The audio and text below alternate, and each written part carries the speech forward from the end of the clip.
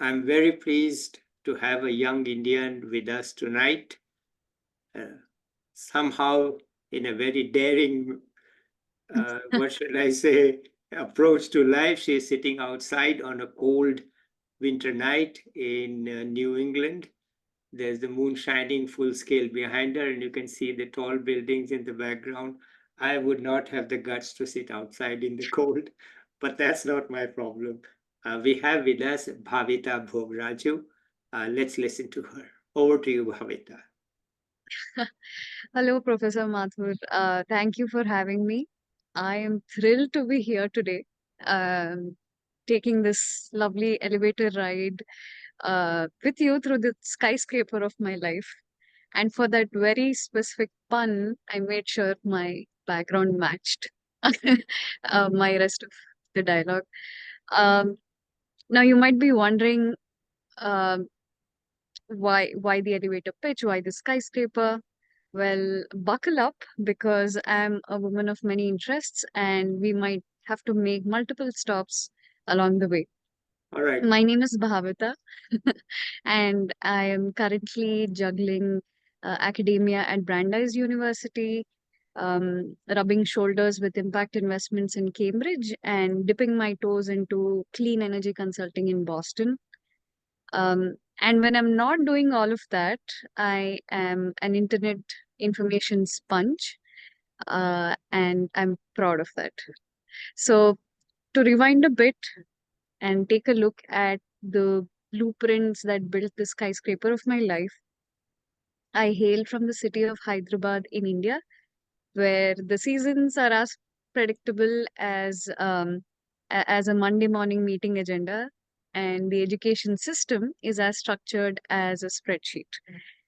I mean, who needs a spontaneous spirit when you have important questions or guidebooks that have been practiced for decades together to show you the way to that coveted 90% and above, right?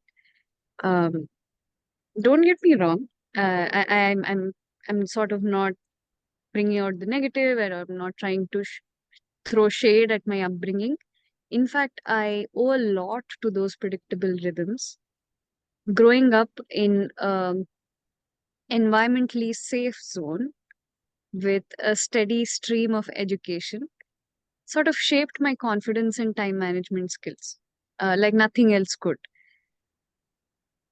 From a low income private school to falling head over heels for chemistry in my intermediate, and then sort of snagging a spot to study international business in my undergrad, I have considered world to be my oyster, and I've ridden the waves of academia like a pro surfer, if I may say so. It doesn't stop there because this curiosity led me through a whirlwind tour of industries. Like you mentioned just before the call, I dipped my toes Go ahead. uh, into edtech, into international development, um, took some detours within public health and higher education administration, um, and also got myself now through the gates of private equity and venture capital. It's been a roller coaster ride for sure of learning curves and aha moments, but it has also been a stark, it's been a journey with stark realizations across these sectors. So, like I've mentioned, it all boils down to certain rhythms I mentioned, and I would continue to mention them in the rest of my dialogue. Um, so yeah, I'm ready for the conversation. Um, I wish to share two key lessons from some of the work and the teams that I could contribute to. The first being education. That's where my work started, and I think that's where uh, my building of consciousness also started, which is my own education as well. Education in India and in the world, I think, is defined by how actors and key players and organizations understand their users. And when I say users, I most importantly mean the learner or the student.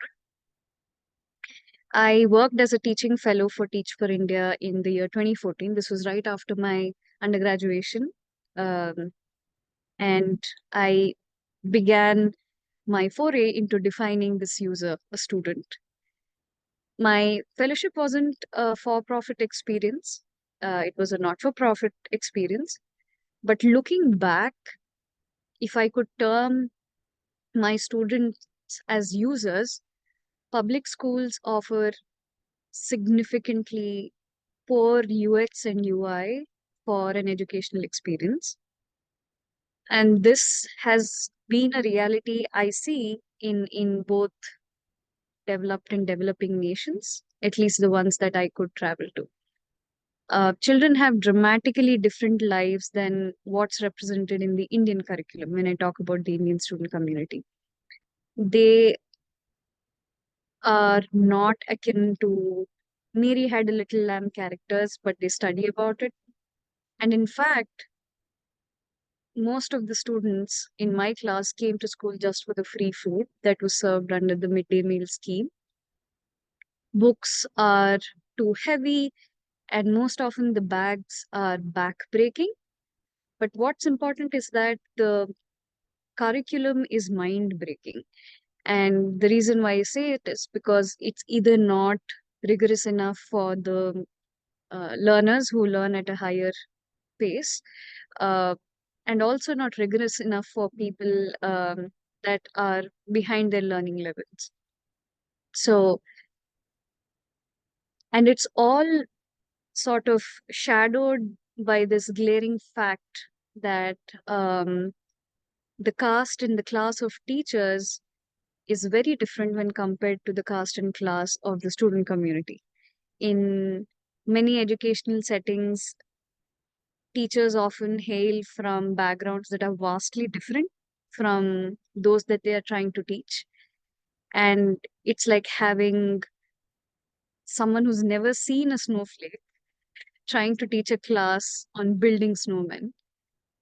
And it's a bit of a disconnect, if not to say the least. As I worked for an international not-for-profit called Girls Who Code in India, I learned that it made a whole deal of difference when females saw females from their own community coding, especially teachers or mentors from their own income class. Now, this could be wrong because maybe teachers from different backgrounds may um, add a new dimension, or they can also effectively educate their students, but understanding where someone is coming from plays a very huge role in effective communication and empathy. And this was a learning for me in Teach for India Fellowship. And then I got to work with various edtech startups. So, Bhavitha, 1 second. yes, But Teach for India has the same problem. The teachers are from a completely different background than the target beneficiaries. I mean, I don't know absolutely, much about it, so I'm asking you. absolutely, absolutely, which is why it became my stark realization as well.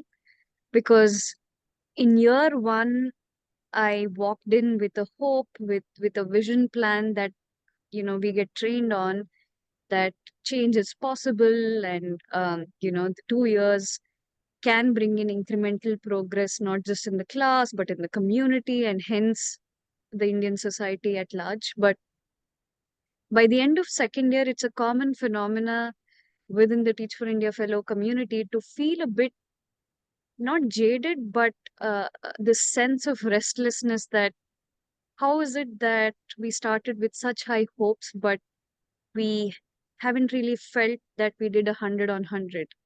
And I think um, this difference, right, which is the fact that we are not from that community, definitely adds to it.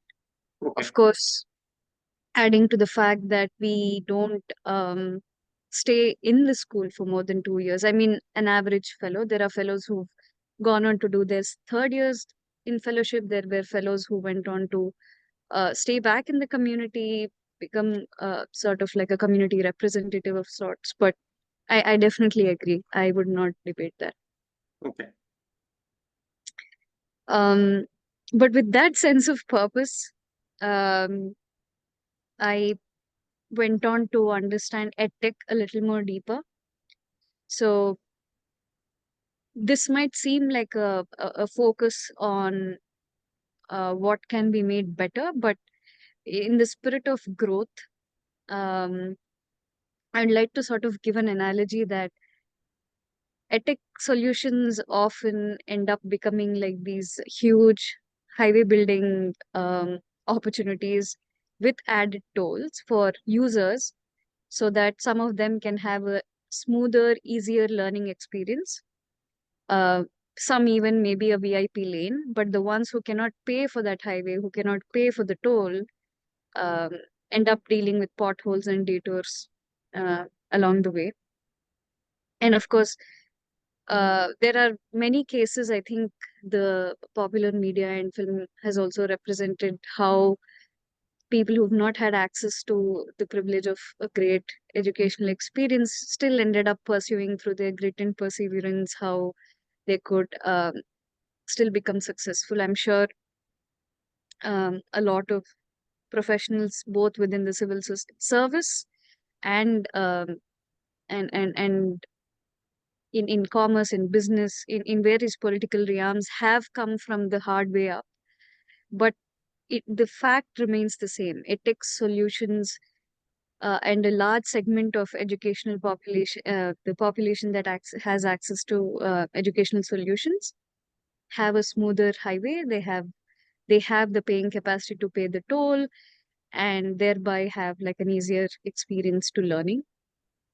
Um, and another thing that I got to learn as I worked with very efficient tech companies has been that success is often measured in terms of acquisition costs, repeat customers, and sometimes long-term impact.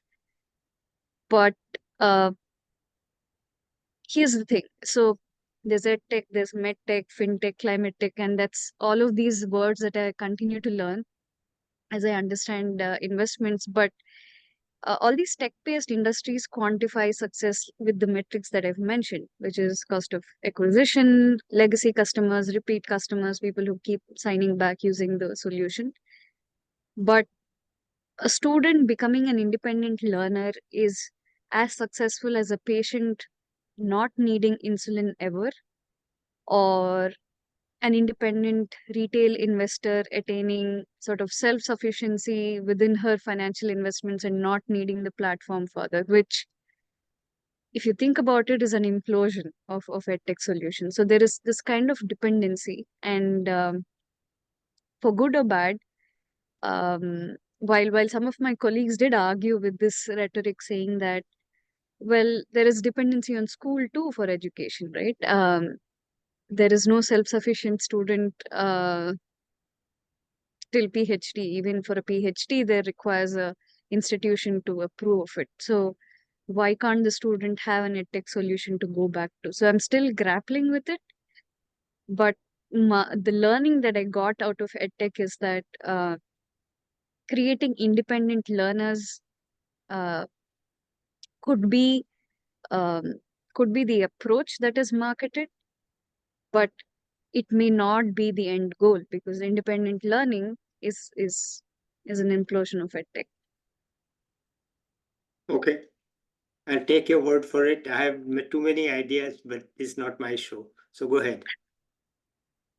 I would love to learn though. I would love to No, learn of your no, perspective. let's not, it's your show. I can't be, if I start talking, it'll take too long. So let's hear you. Go ahead to your other point. And my second lesson was through a deep reflection of why I even wanted to sustain my attention and my professional experience in the educational industry, if I could say so. And that was because my view of development was that um, citizens or people residing in a country need to become productive, efficient, and give back to the society. So um, I started questioning myself that what does all of this fine tuning of education in India ultimately lead to? What do I want to make out of it? And the answer was clear. It was development. It was Indian development when I started, but it didn't stop there.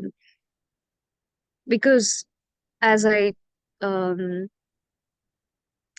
slowly understood my global citizenship, like they say, uh, it became a question of global development. I have the privilege and the consequences to bear of being part of a generation that will have to face consequences that have started not just by my country, but I have to understand the effects of actions that are taken by other countries. So I started understanding global development a bit more. And research has always pointed towards the vivid picture of the interconnectedness of world. And the recent research, in fact, is revealing that rich countries continue to rely heavily uh, on a large net appropriation from the global south. We are talking tens of billions of tons of raw materials for sure, but also hundreds of billions of hours of human labor each year. Resources that are essential for sustaining the lifestyles, the economies that you can see in my background of the developed world. And two specific economists, Samir Amin and Agiri Emmanuel, who aptly describe this phenomenon as a hidden transfer of value, right, from the global south to the affluent north. I liked how they described this as a silent tide, perpetuating high levels of income and consumption in the northern hemisphere, often going unnoticed and unchallenged. But what this pattern also magnifies is the um, relevance within the timeline, which is the 21st century, the subset of sort of consequences of the environmental damage this theory of effectiveness and productivity is creating. And if I could stretch it, um, continues to be propagated by profit first nations. So um, I did get a chance to work with higher educational institutions to make sure that students who end up persevering in school go to college and after college end up getting a job. But at this point, I am um, understanding that it's maybe not just about making a buck for the youth to maybe uh, think a bit more, at least the ones who have the privilege to do so, think about um, making choices that replace outdated political ideologies, which is with a sense of empathy and shared responsibility. And certain ideologies that I'd like to highlight are ideologies that have created and sustained the idea that there is a hardworking class and then there is a smart, leisure enjoying class. Um, Understanding responsibility metrics that incentivize efficiency and productivity that continues to get fine tuned in young minds. I am uh, attracted to the idea that rest is resistance, but I'm also aware that rest is a luxury for uh, billions of people, I would say. So I think it's a good time to stop and ask how far this can go, not just by businesses for being responsible, not just for education to be more practical and sustainable, but also uh, for everyone. I mean, I would love to use this medium to think about um, people to sort of push people, nudge people to think about this question, and um, whether people are from the north or the south or somewhere in the between, I think it's definitely a time to um, roll up sleeves and reflect on the question: how far can these ideologies go? Okay. All right. Let's continue. I'm not going to try to answer. That's that. I thought I'll end with that question, but I'm Okay, uh, but let's talk about two things. One, what tips do you have for younger people? Be a little more practical. What kind of tips do you have for younger people? I mean, not everybody can sit in the place that you are sitting. Okay, so what kind of tips do you have? I mean, the Boston skyline is behind you. Okay, so what kind of tips do you have for young people? um oh, firstly, this is the New York skyline. New York skyline. I'm sorry. Yeah. Yeah. I have a lot of tips. But I don't know if I'm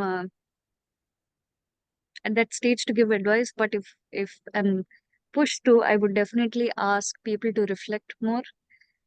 Um, I got the privilege, like I mentioned, of going through an educational system that put me on the blueprint of a learning rhythm, but I never questioned it.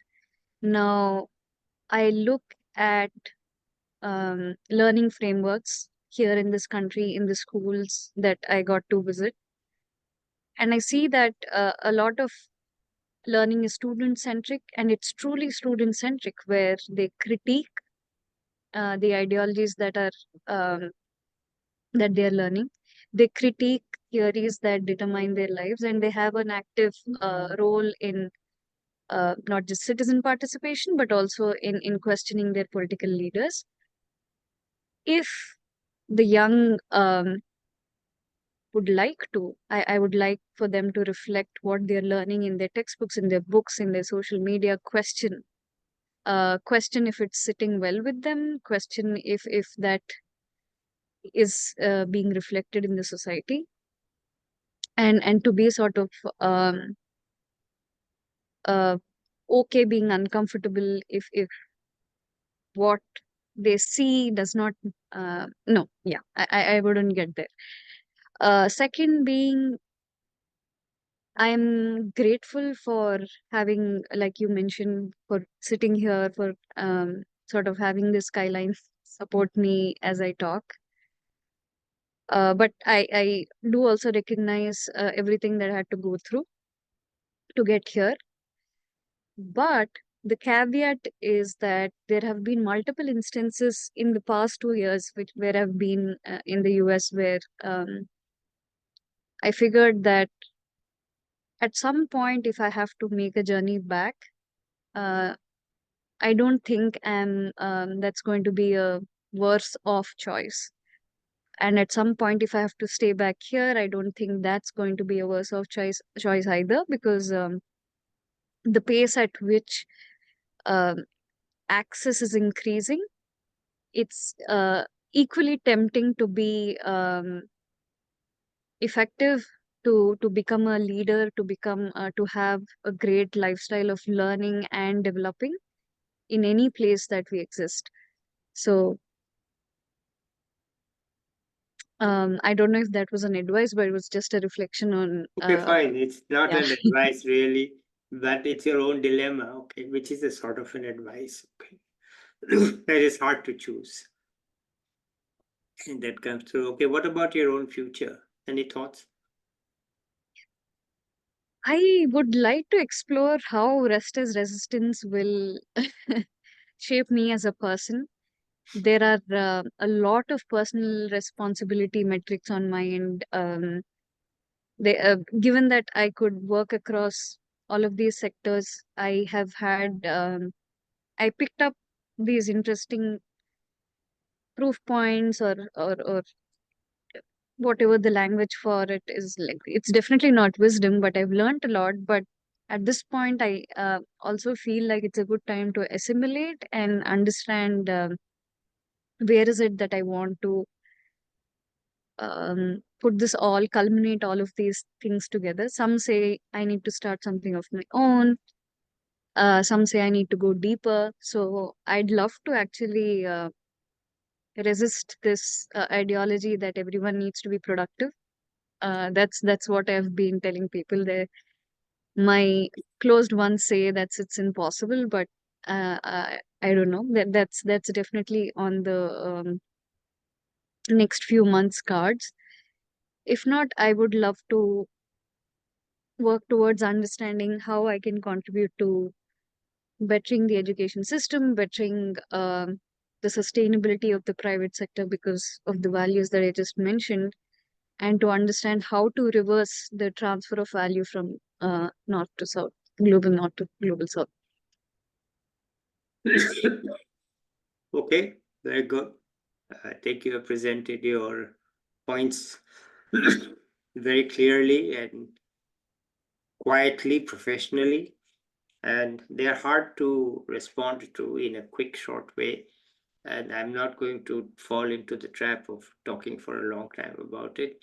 So I think you have done a good job of this, and let's hope that you do make a big contribution in whatever way that suits you, because you do have the potential and you can do it, I'm sure. The only thing I would say is that, trying to improve India's educational system is a very difficult challenge. It's a very, very difficult challenge. And there's really no solution that one can take and replicate.